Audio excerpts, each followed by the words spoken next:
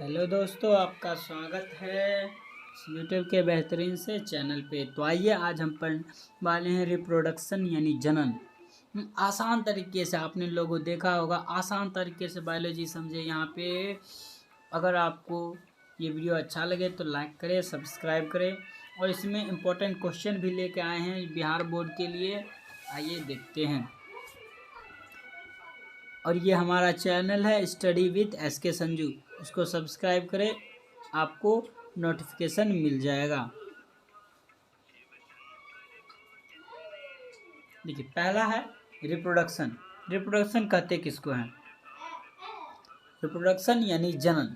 जनन वैसी प्रक्रिया है, जनन वैसी प्रक्रिया है, आपका जनन वैसी प्रक्रिया है जिसमें पेरेंट यानी जनक अपने समान संतति उत्पत्ति करता है। इसे क्या कहते हैं? जनन कहते हैं। हमने क्या कहा कि जनन वैसी प्रक्रिया है जिसमें पेरेंट अपने ही समान संतति यानी संतान उत्पत्ति करता है, उसको क्या कहते हैं? जनन। तो हमारा है, देखिए ये पेरेंट है, पेरेंट से प्रोजेनिक संतति बन रहा है, उसको क्या बोल दिए हम? रिप्रोडक्शन यानी जनन कह दिए। और यानी संतान का और भी नाम है, हम यंगवन कह सकते हैं,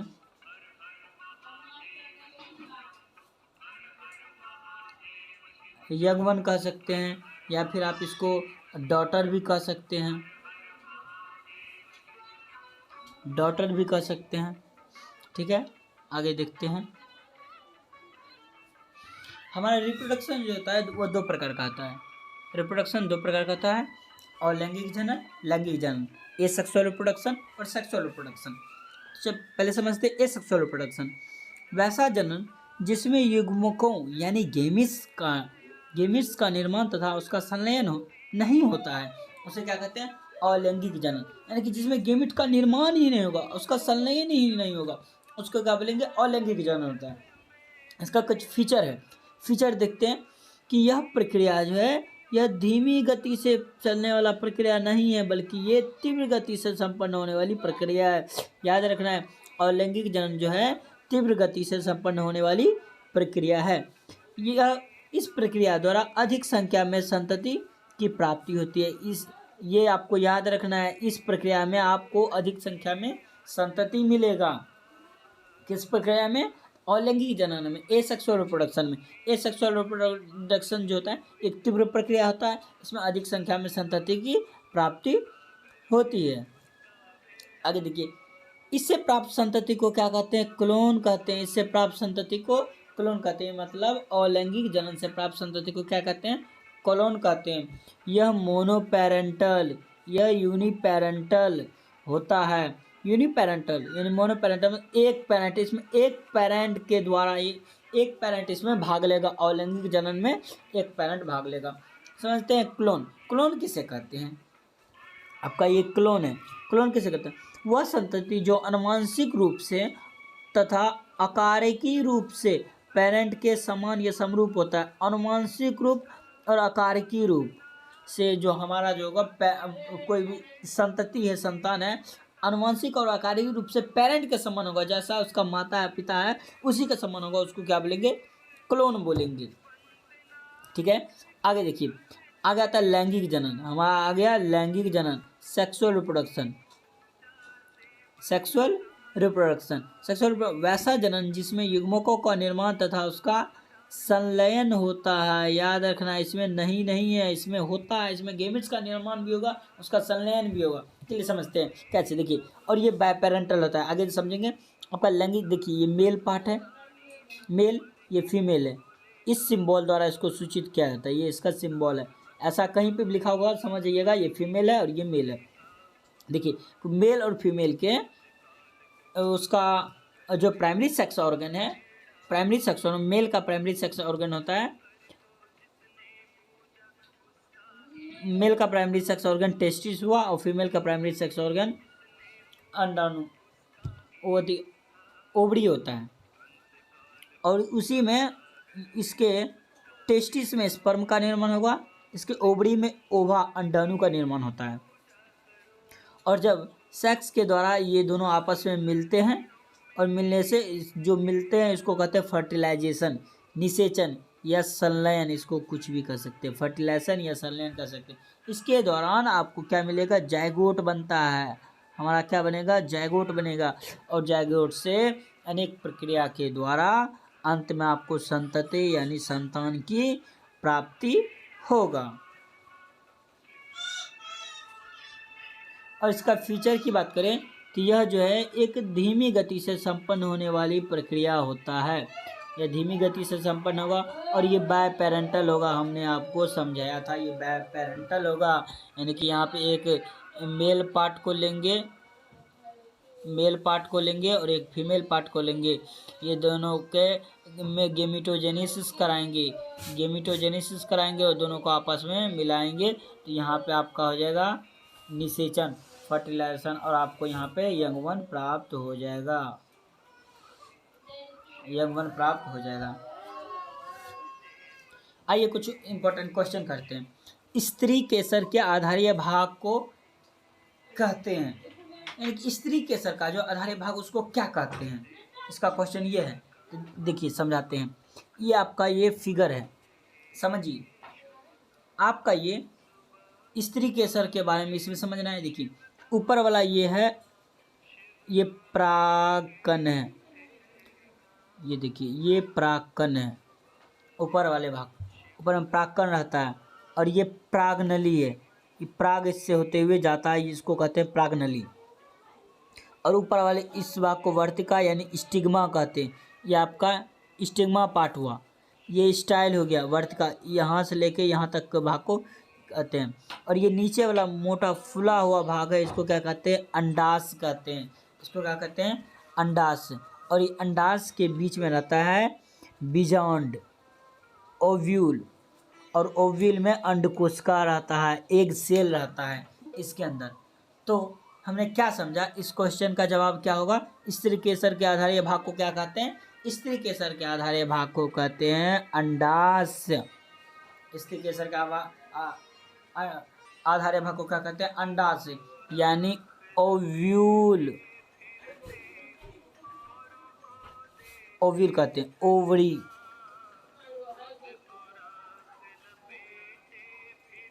ओवरी कहते हैं, ठीक है। आगे देखिए क्वेश्चन क्या है, नर युग्मक तथा मादा युग्मक के संयोजन से बनता है, नर युग्मक और मादा युग्मक के संयोजन से क्या बनता है, हमने आपको समझाया था पीछे वाले लेक्चर में। आप देखिए हमने आपको यहाँ पे समझाया था क्या, मेल और फीमेल मिलने से क्या बनेगा, यहाँ पे आपका जायगोट बनेगा। तो आपका आंसर क्या हो जाएगा इसका, जायगोट। देखिए नर युग्मक और मादा युग्मक के मिलने से क्या बनेगा आपका, जायगोट, ठीक है। आगे चलते हैं, आपका ये आंसर हो जाएगा को। निम्नलिखित में कौन सा भाग केवल पुरुष जनन अंग में पाया जाता है, देखिए पुरुष जनन अंग, देखिए फैलोपियन ट्यूब, फैलोपियन ट्यूब महिला में पाया जाता है, लेबिया माइनोरा ये महिला में पाया जाता है, परिपक्व पुटक ये भी महिला में पाया जाता है, पुरुष में कौन पाया जाता है, शुक्रवाहिका, शुक्रवाहिका क्या किस में पाया जाएगा, पुरुष में पाया जाएगा। देखिए यहाँ पे समझाए हैं आराम से, देखिए ये आपका यूरिनरी ब्लडर मूत्राशय है, मूत्राशय यानी कि यहाँ पे आपका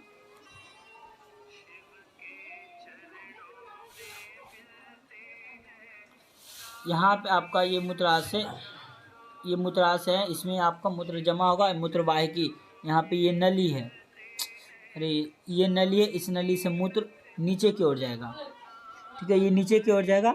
और यहाँ पे देखिए ये ऐसे आया है, यहाँ पे ये यही भाग है टेस्टिस, इसी को कहते हैं टेस्टिस, जो कि पुरुष का प्राइमरी सेक्स ऑर्गन है, प्राइमरी सेक्स, और इसी में आपका स्पर्म का निर्माण होगा, स्पर्मेटोजेनेसिस, स्पर्म का निर्माण होगा, किसका निर्माण होगा, स्पर्म का निर्माण इसी में होगा, जिसको वृषण कहते हैं, इसको वृषण, और नीचे वाले भाग को वृषण कोश कहते हैं, जो थैली जैसा रचना होता है उसको कहते हैं वृषण कोश कहते हैं। और देखिए ये यहाँ से देखिए यहाँ पे ये पूर्णस्थ ग्रंथि प्रोस्टेट ग्लैंड है, और ये मूत्रमार्ग है, इसी से मूत्र नीचे की ओर आता है। और ये प्रियूस है और आपका ये सीसन है। ये जो पार्ट है ये सीसन है। तो आपने देख लिया नर जनन अंग में क्या क्या चीज़ पाया जाता है। देखिए ये स्त्री जनन अंग है। तो आपके देखिए ये फेलोपियन ट्यूब हमने आपको बताया था। फेलोपियन ट्यूब क्या किस में पाया जाएगा? स्त्री में पाया जाएगा फेलोपियन ट्यूब, जिसको अंडवाहिनी कहते हैं। और यहाँ पे अंडाशय, यही इसका अंडाशय उभरी है, इसी में आपका अंडाणु का निर्माण होगा। ओवा का निर्माण किसी में होगा? इसी में होगा ओवा का निर्माण। ठीक है, आपका ये और ये गर्भाशय, इसी में गर्भ रहता है। इसका 3 यानी कि 3 दीवार होता है। एक इंडोमेट्रियम, मायोमेट्रियम, पेरीमेट्रियम। ये योनि है, ये कॉपुलेटरी ऑर्गन होता है, इसी में कॉपुलेशन होता है। यहाँ पे हाइमेन रहता है, इसके द्वारा ये हाइमेन जो है टूट जाता है। अगर कोई ज़्यादा काम कर रहा है या साइकिल चला रहा है या फिर घोड़े की सवारी कर रहा है तो ये हाइमेन टूट जाता है। तो हाइमेन टूट जाता है। और आपका ये वल्वा पार्ट है, वल्वा पार्ट है। ये मादा जनन अंग का इतना रचना था। तो इसका आंसर आप समझ गए होंगे। इसका आंसर क्या होगा? शुक्रवाहिका होगा। फेलोपियन ट्यूब महिला में पाया जाएगा। लेबिया माइनोरा महिला में पाया परिपक्व पुटक। अब कोई पूछ रहा होगा लेबिया माइनोरा ये कहाँ पे पाया जाएगा और परिपक्व पुटक ये कहाँ है? आइए दिखाते हैं आपको। देखिए लेबिया माइनोरा जो होता है इस वाले भाग में पाया जाता है। और पुटक की बात किया गया है तो ये जो अंडाशय है, अंडाशय के अंदर, अंडाशय का कुछ फिगर बनाते हैं। देखिए ये अंडाशय है, इसमें ये अंडाणु का इस प्रकार से निर्माण होगा, इस प्रकार से निर्माण होता है। और इसको कहते हैं प्राइमरी पुटक। ये हो गया सेकेंडरी पुटक, ये हो गया टर्सरी पुटक और ये हो गया ग्राफियम पुटक। जब 14वां दिन आता है तो इससे सेकेंडरी oocyte आपका बाहर निकलता है, जिसको कहते हैं ओवुलेशन। ओवुलेशन ये ओवुलेशन ये कब होगा? 14वें दिन होगा। ये कब होगा? 14वें दिन आपका ये हो जाएगा, 14वें दिन ओवुलेशन हो जाएगा। ठीक है, देखिए बीजांड की दीवारें मोटी होकर बनाती है। बीजांड की दीवारें मोटी होकर क्या बनाती है? बीजावरण। ओव्यूल का जो है दीवार आगे चल के क्या बनेगा? बीजावरण। बीज का जो है जो सीड है, सीड का जिसको कहते हैं सीड कोट, ये सीड है, सीड में बीज और बीज का कोट बीजावरण, सीड कोट। ये आगे चल के क्या बनाएगा? Seed coat. आपका आंसर हो जाएगा। चलिए कुछ क्वेश्चन यहाँ पे भी है, इसको भी करते हैं। कहता है किस प्रकार के जनन में जनक के शरीर से कलिका निकलती है? तो आपको याद होगा किस प्रकार के जनन में कलिका निकलता है? मुकुलन। किस में निकलता है? मुकुलन। चलिए आइए आपको दिखाते हैं। ये आपका मुकुलन है।